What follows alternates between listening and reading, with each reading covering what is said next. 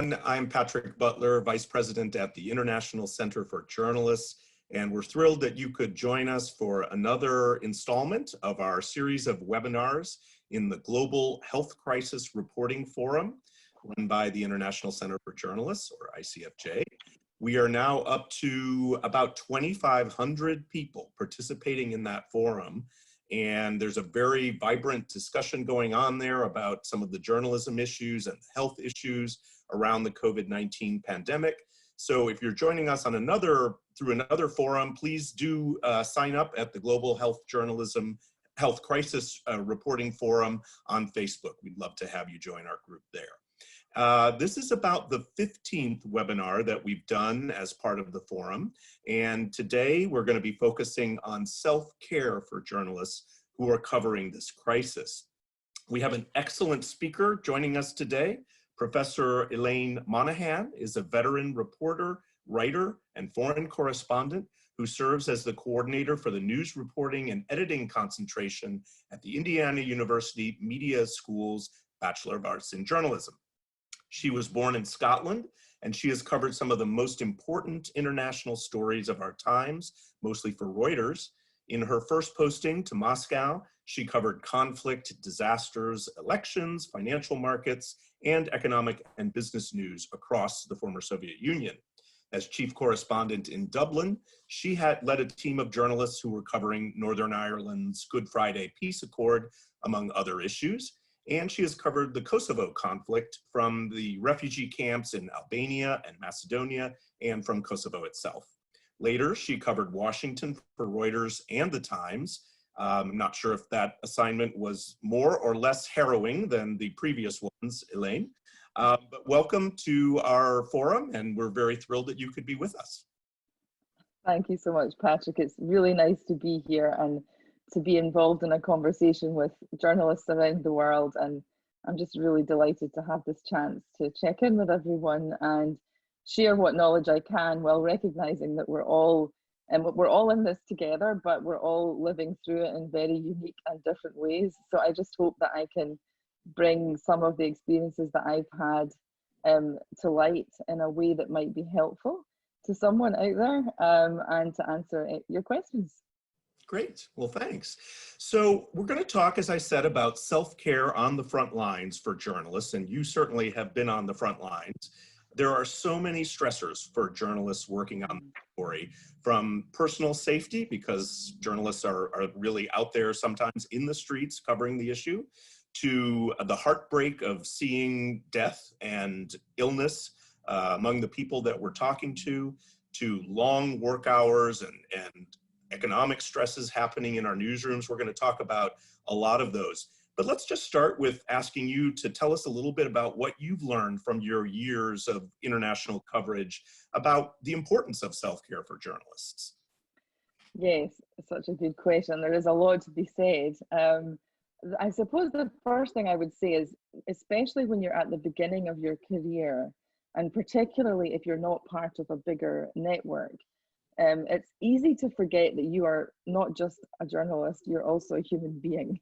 And perhaps your most important obligation is to yourself. And I don't mean that that means you should be selfish.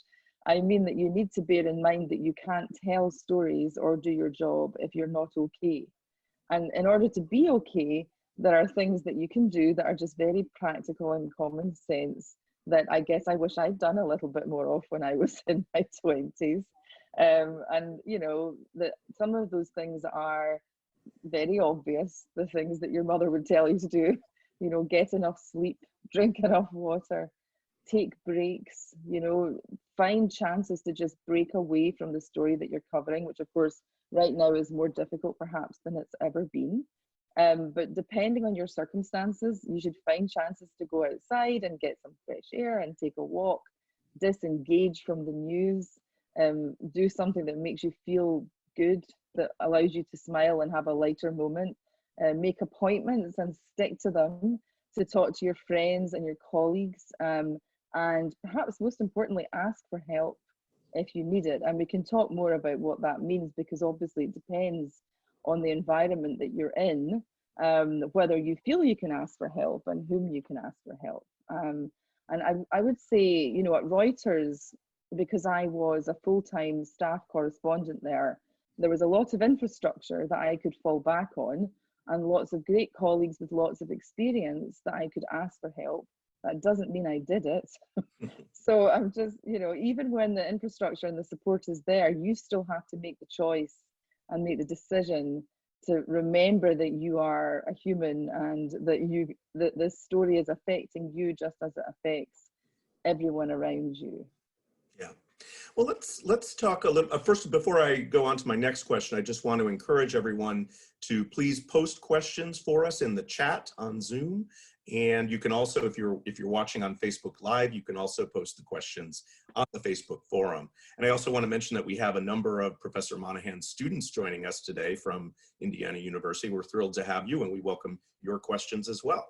So one of the most important issues that you talked about was journalists who are putting themselves in danger for covering this story. And we have an early question from our forum. We did have some questions coming in advance that asks, it's from Riley Ober. And Riley asks, in this unprecedented time, journalists are risking their lives to cover COVID-19, especially photojournalists on the scene. Is there a limit to how far journalists should go in risking their exposure to the story? If so, where is that point, and what steps can journalists take to minimize the risk? That's a great question, Riley. Hello. So there are some sort of golden rules I think we can apply here, and one of them is that you should adhere to the guidance that is coming out of big organizations like the World Health Organization, and here in the US, the Centers for Disease Control. I suppose the rule of thumb seems to be what they call in Europe 2 meters, and what we call here 6 feet. Mm-hmm. So staying away a certain distance from people. But even before you get to that point, I think the most important question to ask is, do I need to tell this story in person? And if the answer is yes, then you have to start looking at safety measures. And then, of course, we're talking about a spectrum of risk that might start with something like, okay, I can go to a parking lot and take a photograph from a distance. But obviously, as Riley points out, if you're a photographer, the luxury of distance is not always available. And then I would guide people to the Committee for the Protection of Journalists, which has a very long list and very detailed guidance on how to look after yourself and keep yourself safe, as well as instructions on cleaning your equipment so that you're not inadvertently bringing home something that might make you sick, or might make someone else sick, or might make the next person who uses it sick. Mm-hmm. So those are some of the considerations as well, but certainly the CPJ has great guidance on that. And I think in terms of the kind of editorial judgment, the question has to be, do I need to be there at all first? Can I do this remotely? Yeah. Right. One of the things that I think is a little bit different about this story from some of the stories, for example, that you've covered in your history as a journalist, when you cover wars and famines and natural disasters and things like that, you may be at some risk, but you can kind of separate yourself a little from the victims, in a sense that you know you have some protections that they don't have. You are not living in a refugee camp yourself. In this case, we're at equal risk. What does that sort of do to our psyche as we're reporting this story? Yeah, that's such a great question. I mean, certainly I don't think there's ever been a situation like this before where journalists are as affected. I mean, you know, when I've gone out and covered conflict situations where I was not at the time living, which has been somewhat unusual for me, there's always this kind of guilt that comes along with feeling like I can be here and tell this terrible story, and I know that I'm helping people because there's a sort of a therapeutic aspect to telling your story, or to knowing that someone is willing to hear your story even when it's terrible. So obviously that's not really present in a way, because journalists are themselves undergoing the same kind of threat to their own bodies and their loved ones as everyone else. And so I think that it complicates it, and at the same time it makes the need to practice care for yourself and your sources perhaps more present and more clear than it's ever been. And in that sense, it sort of clarifying, I think, in terms of journalistic practice and ethics, because it allows us to really remember, you know, exactly the risks that are present for all of us. Yeah. And journalists, I think, tend to think of ourselves as somewhat invincible. We don't have emotions when we're covering these tough stories. Do you find that to be the case with a lot of the journalists you've worked with in the past? And how do we get past that? How do we admit vulnerability? I completely agree. And, you know, I put my hand up for that. You know, there have been times in my life where, you know, I just felt like I had to prove myself. I had to get out there and do the story, you know, and not necessarily dwell too much on the risks and the threats. And I'm not saying that, you know, we should be allowing those risks to prevent us from doing our jobs. I think actually I have to fall back on something I was reading that my friend Hannah Storm at the Ethical Journalism Network wrote in the last few days, based on an interview she did with a neuropsychiatrist at the University of Toronto, Anthony Feinstein, who's been studying trauma and journalists for years. And his advice is to make a list of the things that you can control and focus on them. And I think that's excellent advice. And some of those are things like, you know, keeping safe, you know, cleaning your equipment, choosing to practice some of those self-care measures we talked about earlier.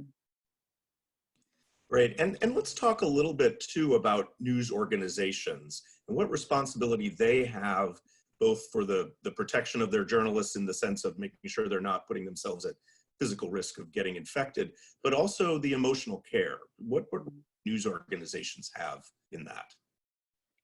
So it's been a while since I've worked inside a news organization at a time of this kind of extreme stress. And I would say, I would just really encourage anyone who's listening and is in a position of leadership within a news organization to lead by example. And that means not sacrificing your mental and physical health for the story, so that people who are more junior than you in the hierarchy themselves understand that they must not either. And also to provide support and help, to check in with people who report to you regularly and ask them, are you okay? And if the answer is no, help guide them to resources that can help them. And I really think that at a time like this, providing access to talk therapy and other kinds of supportive mechanisms is incredibly important. I mean, I know that, for example, in Reuters newsrooms, there have been yoga classes organized, and this was before the pandemic. And when I heard that, I was quite surprised and quite pleased.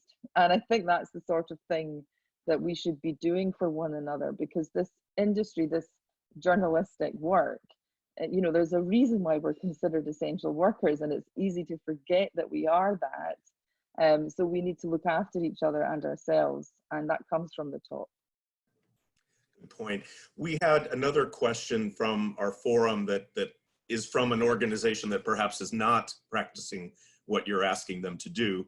This journalist asked us to please not use her name, and you'll understand why when you hear it. She said, I had a hostile edit last week.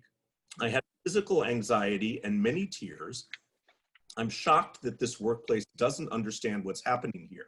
A senior editor, male, behaves in an unnecessarily hostile way to a younger journalist, me, female, during the pandemic.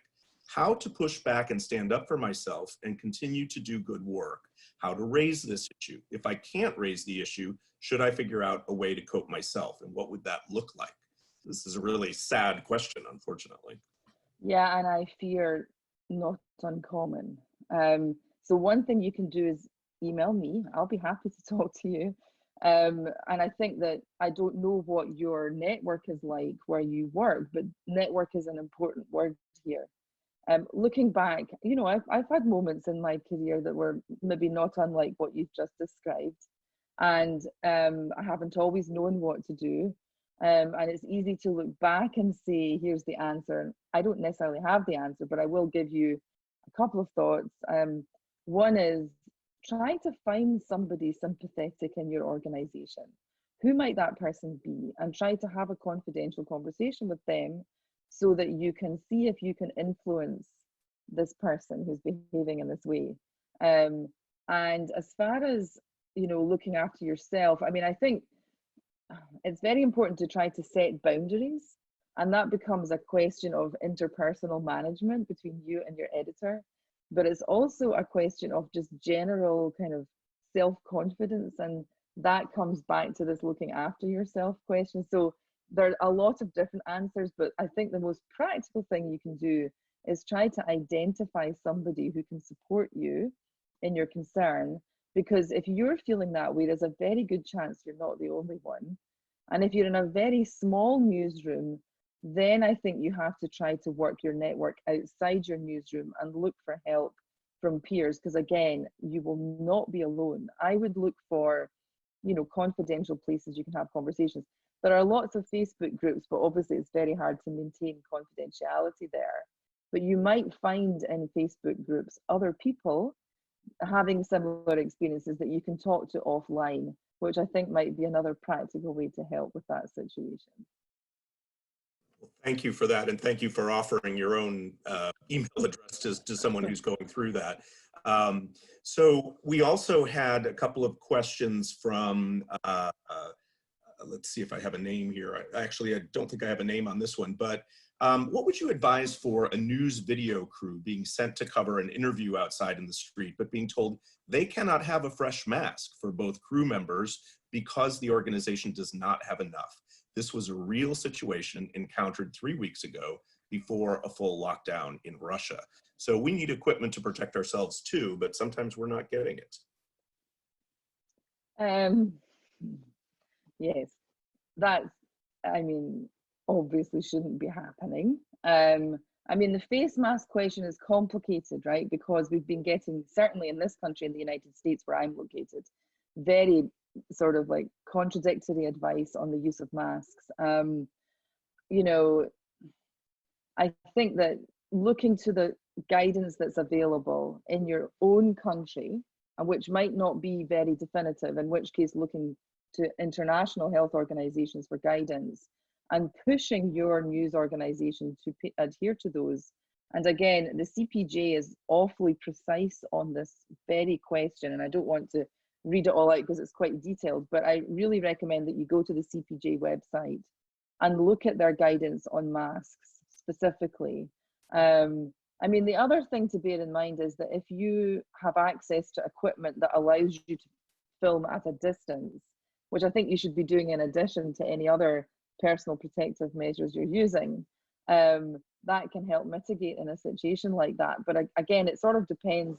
I can't remember if you said whether you were outside.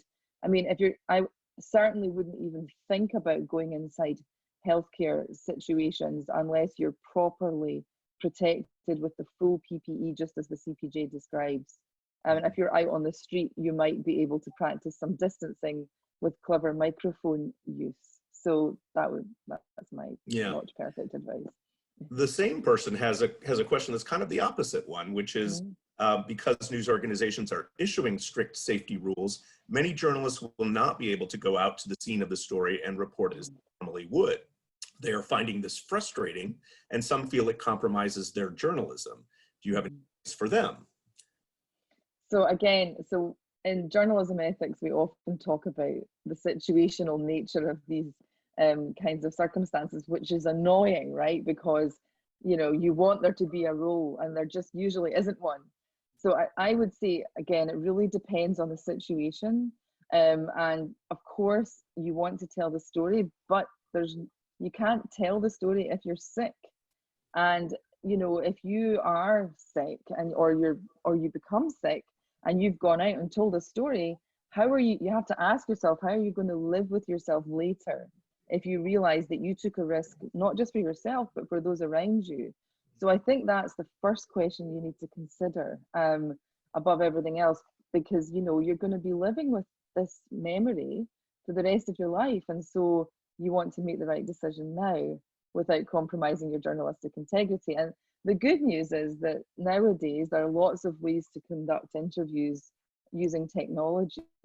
My students are conducting interviews over the phone and by email, and you can record interviews and you can have video and audio. Yes, it's imperfect, but you know, we're watching the news now and it's all happening remotely. I mean, it can be done without compromising your integrity. Great. I want to pivot a little bit and talk a little bit about how we interview victims and family members, survivors.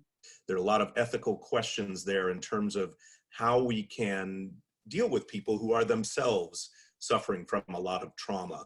Do you have any thoughts on how people should approach interviewing the victims and their family members, the family members of those who have died? Yeah, so that's a big subject as well, and another really great resource to go to for really detailed analysis on this is the DART Center at Columbia, which talks a lot about working with survivors and people who've experienced trauma. I mean, I think an awful lot of this comes down to just your humanity and your own conscience, like sort of asking yourself, is this person so vulnerable that it's just not fair to try to talk to them because they're not in a position really in this moment to make a decision, an informed decision about whether they're up for an interview. So that's one thing I would say. And another thing I would say is, can I tell this story without risking trauma to certain people? So are there other people around them who can tell the story who are perhaps less traumatized, and you can get the same information from without further endangering people who are unwell or worse? And so I think particularly in a healthcare setting, bearing in mind that just because somebody else has given you permission, say, to go inside a hospital and do a story, for example, the patients inside that hospital may not have given permission. So in the end, the responsibility to determine whether somebody has given permission for an interview or to be filmed, it really rests in your hands. And so I think that's how to think about it. And then one of the things that we try to do when we're interviewing somebody who suffered a trauma is establish some kind of empathy. Obviously, you know, there's many tips like the DART Center on, you know, the kinds of questions you want to avoid. How are you feeling? You know, or you know, I know how you feel. Or those kinds of things are their tips. But it's tougher to establish that empathy, I think, when you're doing it remotely. You're not in person. Any thoughts on that? Yeah, it's a great question. Thanks, Patrick. So yeah, I think that you know, yes, but I think we've all seen the memes on social media about not telling people you know how they feel, because you don't. So even though we're all going through this together, people are experiencing it in different ways. So those rules still apply.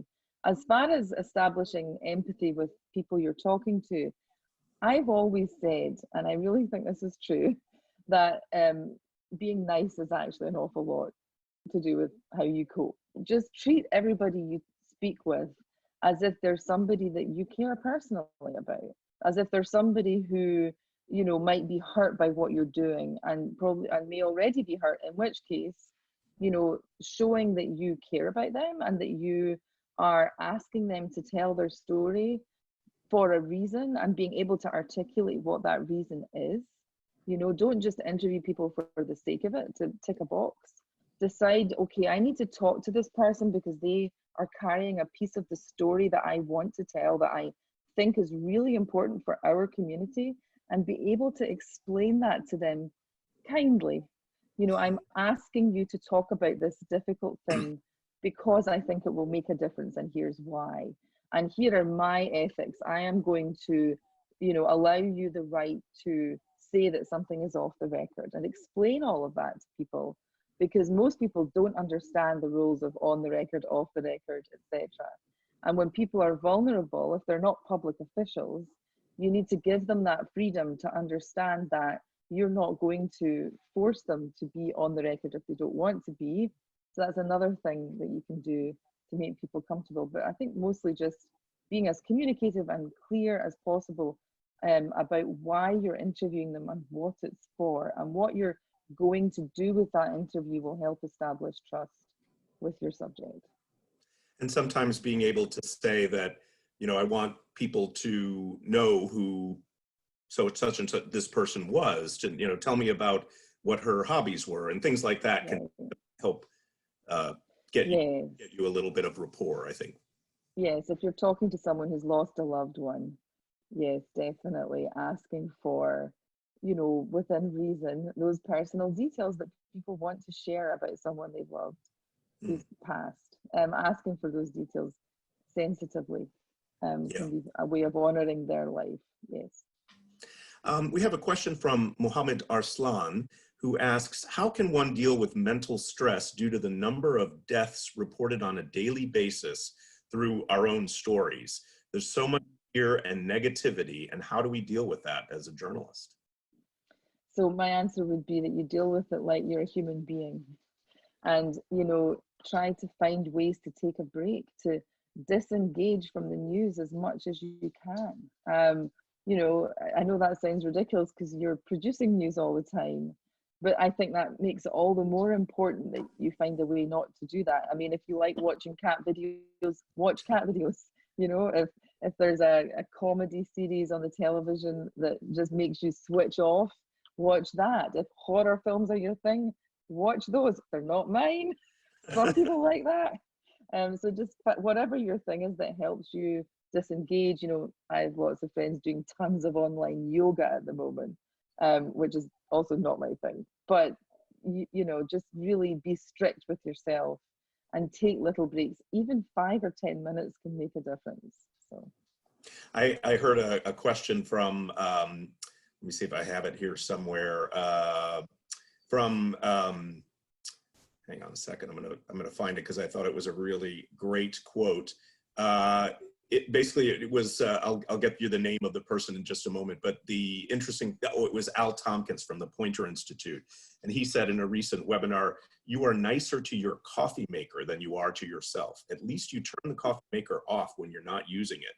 You have to consciously unplug from the news coverage for a scheduled part of the day. I thought that was a great comparison. yes, well said, Al. I do like what Al has to say about the world. I completely concur. You have to be nice to yourself. That's great advice. Yeah. So Certainly nicer than you are to your coffee maker. Yes. let's take a couple more questions from the forum. One person mentions a story done in the Washington Post by a reporter where she reported from a funeral home in Brooklyn. During the story, she was driving around with the employees and interacting with customers. I understand that journalists are essential workers, but doesn't this put journalists like her and the people she interacts with at high risk for enhancing the spread of the virus? So that's a very good question, and one I would not want to answer without knowing a lot of detail about the protective measures I'm sure, well, I hope the journalist was taking at the time. So maybe that's not a very helpful answer, but I think, yes, yeah. Well, maybe the point is, if you're doing that kind of story, you have to take those protective measures or you don't do it. Yes, I think that's a good answer, that whatever protective measures are being recommended by the CPJ in a situation like that, I would strongly recommend people to take. I mean, of course, the situation in Brooklyn has been absolutely devastating. And, I've read amazing reporting come out of there, including from a medical doctor and journalist whose name I, sorry, can't quite conjure up, but she did a very striking story from inside a hospital with a doctor kind of recounting the day of the workers and the patients in the hospital, that I thought was extremely well done. And I thought it was interesting that she was a medical doctor. So I think that brings me to another point which I haven't mentioned yet, which is that in choosing people to conduct assignments like this, I think that newsroom managers really have to be mindful of, is this person vulnerable? And not send people who are vulnerable into those kinds of stories, but at the same time, send people in who have the expertise and the knowledge to keep themselves safe. And I would think that a medical doctor would be in that category. And certainly people who've been trained and prepared, because the big thing you have to do before you go into a story like that is prepare. And that means, finding out everything you possibly can about how to make yourself safe before you do it. I think there's a special concern too for freelancers who don't really have a news organization backing them up and checking to see if they're okay. Any anything that you worry about with freelancers in particular? Yeah, I mean, you kind of sort of made the point there, Patrick, that, you know, if you don't have an infrastructure, it's that much harder to keep yourself safe. At the same time, there are so many freelancers out there that I think networking with others who are going through a similar experience is incredibly important. But also making sure that if you are on assignment for an organization, that you're very clear going in about the nature of your relationship with this news organization. Like, what guarantee do you have that they'll actually use the material that you, pardon me, produce? And also, you know, other questions like that, like, are they going to give you the same sorts of protections that they are giving to their regular correspondents, because you don't want to be doing the story that they've decided is too dangerous for their own staff to do. So those are the kinds of things that pop into my head when I think about freelancers. And for both freelancers and people working for news organizations, we're also in a very precarious economic time. So people are worried about their jobs, Right. their livelihoods. Yes, of course. And how does that add to the stress? Right. So, I mean, this is one of the really, really hard aspects of this. And it applies not just to journalists, but to all essential workers, to people who are delivering food, to people who are going to work in grocery stores who don't have face masks, to, you know, lower paid people in healthcare environments who might be the only breadwinner in their home. So of course the pressure to produce hard-hitting coverage is very real. And I mean, you know, while acknowledging that, I would just urge people to access whatever resources they possibly can, be it, you know, informal network advice from colleagues, to asking for help from friends to help fundraise for equipment to keep yourself safe. You know, there are lots of organizations out there who are doing important work just like this one, to support our international community of journalists. And I would really try to fall back on those wherever you possibly can. And just a reminder to everyone who's out there, first of all, we're still welcome your questions if you have any that you want to post in the Zoom chat or on the Facebook forum. But we will also be posting a recap of this discussion. And in that recap, we'll add some resources like the ones that Professor Monahan has been talking about, the Committee to Protect Journalists and the DART Center, Ethical Journalism Network. These are all organizations that, like ICFJ, are offering a lot of help. And we have those resources compiled on our International Journalist Network website, ijnet.org. So feel free to go there and you can find a ton of resources in 7 languages. But we'll also be putting them in the summary that we do of this discussion. We'll also be posting the video from this discussion. So if you came in late, you'll be able to see the whole thing. So just a reminder of that. And then I wanted to ask you a little bit as well about some of the other ethical questions that might come up as people are doing these kinds of stories. We talked about the issue of not further traumatizing people who are already suffering. There are also issues of privacy, issues of the potential that we have as journalists to not only not combat disinformation, but sometimes to spread misinformation. Can you talk a little bit about some of the things that journalists need to keep aware of as they're covering this story to make sure that they're on the ethical high road? Yeah, so again, thank you, it's a great question. Just, you mentioned privacy, and I would just, again, I think the rules for privacy, I think, vary from place to place. So one thing I would say is just that you really know what the rules are where you are. Find out what the rules are about privacy in your country. But I mean, in the United States, for example, the rules about privacy in a healthcare setting don't apply to journalists, so in the way that they apply to health workers. So nonetheless, you need to be aware what they are. And I would just say that, generally speaking, you should always be seeking consent in a situation like that from the people that you're covering. I mean, we see a lot of blurring out of faces in healthcare settings right now, but just bearing in mind that other details can come into the story that can give away the identity of somebody. And so you just have to be aware of that, I think. As far as misinformation goes, I mean, of course, we all know that the more kind of urgent the story is, the more kind of dramatic it is, the greater the risk of misinformation being present. And that has been particularly true in this pandemic. And I would just argue that the rules that we, attempt to adhere to, and of course nobody's perfect, are especially true at a time like this. And so I think, there's some rules of thumb, really absolutely being very, very strict about primary sources, that you're not ever relying on somebody else's framing of a situation, that you're always going to the original source of information, not repeating scientific studies that are, breaking or new without actually examining them to see how valid they are and whether they're big studies or small studies and who did them, and have they been peer reviewed, etc., that kind of thing.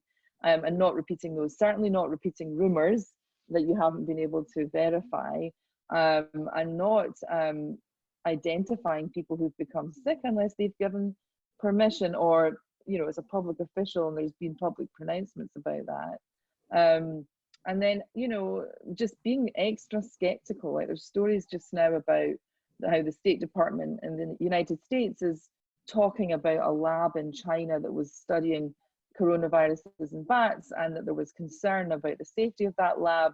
Before you write a story about that, just ask yourself, how can I be skeptical about this story? What interest might the State Department have in telling this story? And have I made it clear from the beginning of a story like that, that, what we don't know or what we can say is true, and that you're not joining in this sort of global, sort of mountain of misleading content that's out there, that you're standing there avoiding labels where you can just say what happened, avoiding exaggeration and hyperbole, because you don't need to exaggerate a global pandemic.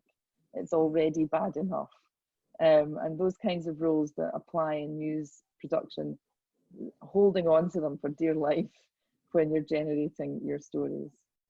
We've also seen some unfortunate cases, perhaps spread by media, of discrimination against people of different backgrounds, because, in the case in the United States and many other countries, against Chinese people who, themselves had nothing to do with spreading the virus, but people assume that because it began in China that they must have had something to do with it. Again, hopefully media aren't spreading that, but it's another ethical question.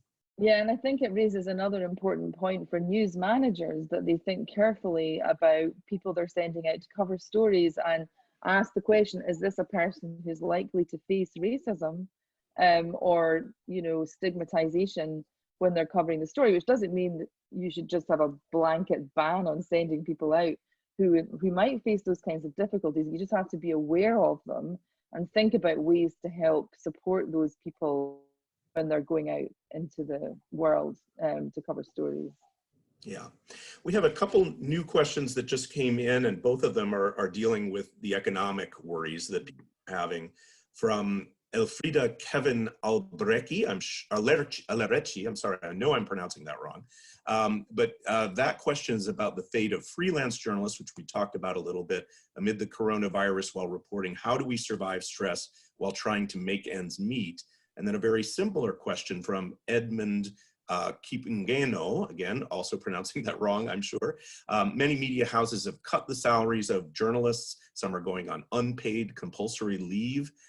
Any advice in the context of self-care, really both of these questions, for freelancers or for those who are working for media organizations, self-care for people who are losing their income?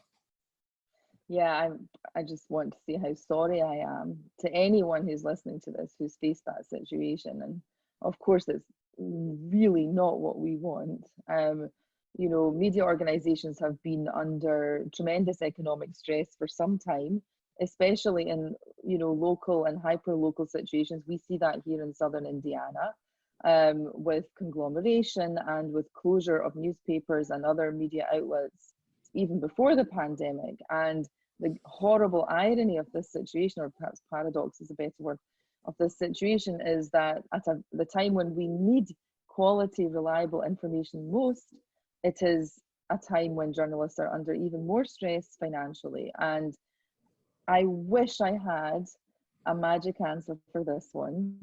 But the one thing I would say is that falling back on your networking skills and perhaps fundraising skills, by working with others in a similar situation, I, I can only hope that people at a time like this will understand how important news is and say extend a lending hand. I mean, we're seeing this happen in our, on social media. I'm sure everybody's been seeing fundraising efforts happening for local health workers and so on. And I can only plead with those who have the capacity to try to spread that sort of culture, as a way of helping those of us who are less well off, and asking for help, and just over and over explaining to our audiences and communities, we are doing something that matters, that you need. And I think that this is where the ethical practice becomes so important, because the more you're able to show, I'm producing content that you need, that's reliable, that's quality, that's not exaggerated, and helping communities know what they need to know, is the way we'll be able to protect ourselves as much as possible. But I wish I had a better answer for the individuals out there who I know right now that's not going to help very much in the short term. Yeah, we are seeing efforts among foundations and others to, develop new ways to support especially local media outlets. We're doing some work in that regard, especially in Latin America. And we will have a webinar coming up on strategies for media organizations to survive this economic crisis. So keep an eye out for that. But as Professor Monahan said, it's not an answer that's going to satisfy the people who are right now having a very difficult time feeding their families. So our hearts go out to everybody who is in that situation. And I think you made a very important point, and a really good one maybe to end on, which is showing the incredibly important role that journalism has right now. There are campaigns going on to educate Americans, in this case, people in the United States, about why they need to support journalists, because without journalists covering this issue, we wouldn't know what's right and what's wrong. So I think your final point there is a good one to end on. Journalists are absolutely vital, and we need to continue to show our audiences how important we are. I don't know if you want to add any remarks before we wrap up. No, just to say thank you, and thank you to everyone out there who's doing this really important work under incredibly difficult circumstances. And I just want you to know that I and lots of other people really appreciate you. Thank you, we all do. And thank you, Professor Monahan, for being with us today. As we said, we will be sharing information from today's webinar, a write-up of the webinar, the recording of the video. Professor Monahan has generously offered to be available for people who are facing special concerns, and we'll let you know if you have those concerns. Please let us know, and we can share her information with you. I also want to just say a few things about what we have coming up in terms of additional webinars. We've got a lot more to come. Tomorrow, Tuesday at 10 a.m. Eastern Daylight Time, we have a very exciting and very practical webinar on how to get the best COVID-19 footage when you can't go out to report yourself, one of the issues that we talked about. And the answer is, in some cases, from citizens.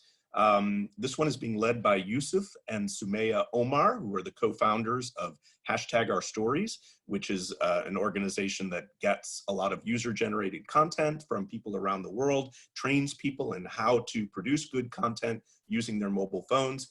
I assure you, you do not want to miss this one, because I've seen Yusuf and Sumaya give trainings before. It's very high energy, very hands-on. You'll come away with a lot of good tips for how to improve your video storytelling. On Thursday, also at 10 a.m. Eastern Daylight Time, we're going to be focusing on Africa with a webinar titled HIV and COVID-19, the stark contrast in reporting epidemics in South Africa. This one is being led by Mia Milan, who is a former ICFJ Knight Fellow, one of the most experienced health journalists working anywhere. And she was on the front lines of covering the HIV/AIDS pandemic in South Africa, and she has a lot of insights from that experience that can be useful in coverage of this one.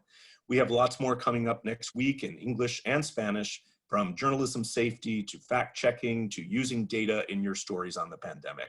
You can sign up for all of these on the events tab in the Facebook group. So again, please join us on the Facebook group, the Global Health Crisis Reporting Forum, if you're not already there. And one last plug, my colleague Stella Roque and I will be guests tomorrow on the daily COVID-19 show produced by digital media guru Sri Srinivasan. It'll be at 9 p.m. Eastern Daylight Time on YouTube. And to find it, you just have to go to YouTube and search for Sree, S-R-E-E, COVID Call. And if you're not listening to that daily show, it's a great show with lots of really interesting guests. So I'll wrap up by saying thank you again, Professor Monahan. We're really grateful to you for joining us. And thanks to everybody for the great questions. I'm sorry we couldn't get to all of them, but we really welcome your questions in these webinars and your engagement. So thanks very much and stay safe, everyone.